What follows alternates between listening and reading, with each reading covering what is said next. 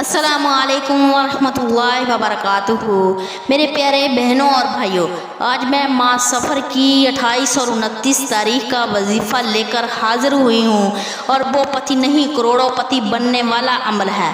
محترم ناظرین، میں آج آپ کی خدمت میں لے کر حاضر ہوئی ہوں ماہ سفر کی 28 اور 29 تاریخ کا وظیفہ سورۃ شمس کا۔ ماہ سفر میں 28 اور 29 تاریخ سے لے کر آپ نے 12 ربیع الاول تک یہ وظیفہ کرنا ہے۔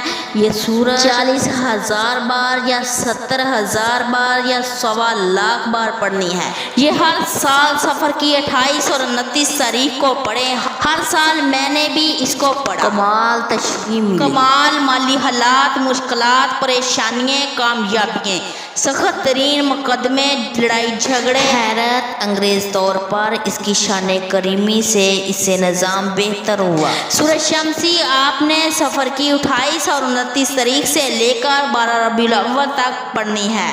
پھر اس کے بعد اللہ سے دعا مانگنی ہے۔ پھر اس کے بعد کوئی چیز اللہ کے راہ میں خرچ کرنی ہے، یعنی صدقہ کرنا ہے، جتنی بھی ہو سکے۔ اگر آپ کوئی دوسرا وظیفہ کر رہے ہیں تو ان کو کم کر دیں، تو سورۃ شمس کو زیادہ سے زیادہ پڑھنا شروع کر دیں۔ 12 ربیع الاول تک یہ وظیفہ کریں۔ یہ بہت طاقت والا عمل ہے۔ اس وظیفے کو جس نے بھی پڑھا ہے اس نے مراد پائی ہے، یعنی کامیابی پائی ہے، سے برکتیں پائی ہیں، اس نے خوشحالیاں پائی ہیں۔ میرے پیارے بہنوں اور بھائیوں، اس وظیفے کو پابندی کے ساتھ کریں گے تو انشاءاللہ اللہ تعالیٰ بہت جلد اس کا اجر عطا فرمائے گا۔ آپ اپنی آنکھوں سے خود دیکھیں گے کہ اس کا کمال کیا ہے۔